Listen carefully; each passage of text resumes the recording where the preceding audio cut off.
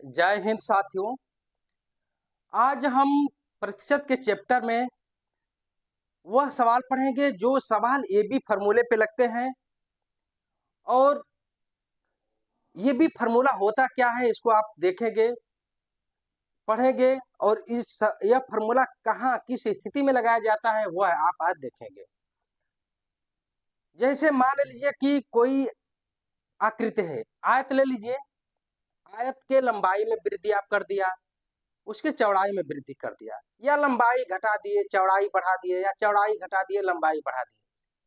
कुछ परसेंटेज बढ़ा कुछ परसेंटेज घटा उसमें लंबाई चौड़ाई में। फिर बाद में पूछता है कि इसके वो आयत का क्षेत्रफल है, इसके क्षेत्रफल पे क्या प्रभाव पड़ेगा, कितना बढ़ेगा कितना घटेगा, तो आप कैसे लगाएंगे। तो उस कंडीशन में आप ए बी फॉर्मूला लगाएंगे। या पूछ दिया कि किसी वस्तु के दाम में वृद्धि कर दिया गया और उसके खपत में इतना प्रतिशत कमी कर दी गई, या दाम में वृद्धि कर दी गई खपत में भी वृद्धि कर दी गई, या दाम में कमी कर दी गई खपत में भी वृद्धि कर दी गई, तो वस्तु के मूल्य पे क्या प्रभाव पड़ेगा, खर्चा पे क्या प्रभाव पड़ेगा। तो इस प्रकार के सवाल लगाने के लिए हमको ए बी फॉर्मूला जानना बहुत जरूरी है। तो चलिए ए बी फॉर्मूला हम जानते हैं। ए बी फॉर्मूला होता क्या है। A B formula, A B formula होता है A plus B plus A B बटे 100 और पूरे का प्रतिशत, यही ए बी फार्मूला होता है। ए का मतलब कोई घटना पहली बार घटी, बी का मतलब कोई घटना दूसरी बार घटी, और प्लस ए बी बटे 100 प्रतिशत।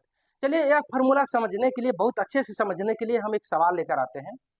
जैसे किसी वस्तु के मूल्य में 30% वृद्धि कर दी जाती है और उस वस्तु की खपत में 20% कमी कर दी जाती है, तो उस वस्तु के व्यय में कितना प्रतिशत वृद्धि या कमी होगी, हमको ये पता नहीं है।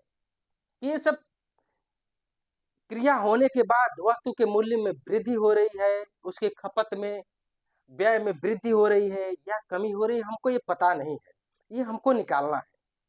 अगर इस फॉर्मूले पे हम लगाएंगे और रिजल्ट निगेटिव आया तो हम मानेंगे कि उसके व्यय में कमी हो गई। ठीक, रिजल्ट पॉजिटिव आया तो हम मानेंगे कि उसके व्यय में वृद्धि हो गई। तो चलिए हम लगाते हैं। क्या है, वस्तु के व्यय में कितना वृद्धि या कितना प्रतिशत वृद्धि या कमी होगी। वस्तु के मूल्य में वृद्धि या कमी हमको पता नहीं है, ठीक है ना। रिजल्ट आने के बाद हम लगाएंगे प्रतिशत में, ठीक है ना। तो ए का मतलब क्या है, वृद्धि हो गई। पहली घटना घटी, कितना 30% वृद्धि हो रही है, तो ये होगा प्लस में होगा। दूसरी की घटना क्या घट रही है, उस वस्तु की खपत में कमी हो गई 20%, यह निगेटिव होगा। और प्लस 30 क्या है, पॉजिटिव है। और जो 20 दूसरी घटना घट रही है यानी बी है, ये निगेटिव है, ये कम हो रहा है। 30 वृद्धि हो रही है और 20 कमी हो रही है, तो जो कमी हो रहा है उसको माइनस में लिखते हैं बटा 100, ठीक है। और पूरे का प्रतिशत हम निकालते हैं। अब क्या होगा, 30 में से 20 जा, ये हो जाएगा 10, और ये माइनस है और ये प्लस है। जब गुणा होगा तो माइनस प्लस का गुणा होता है तो माइनस होता है, और 20 का 30 में गुणा होगा तो ये हो जाएगा 600 और बटे 100, ठीक। ये 0 0 0 0 आपस में कट जाएगा, बच गया ये 10 माइनस 6, 10 में से 6 जा 4, ये पॉजिटिव आ गया, निगेटिव आया नहीं है, पॉजिटिव आया है। तो इसका मतलब कि उस वस्तु के व्यय में 4% वृद्धि हो रही है।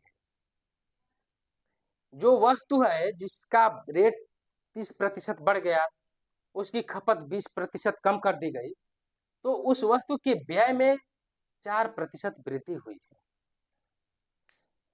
साथियों, आपको सवाल समझ आ रहा हो तो इस वीडियो को लाइक कर दीजिए, शेयर कर दीजिए, ताकि उन बच्चों के पास पहुंचे जो बच्चे इस सवाल को देखकर प्रतियोगी की परीक्षा में लाभ उठा सके, और तथा हमारे चैनल यूट्यूब चैनल है पीके मैथ 247 को आप सब्सक्राइब कर लीजिए।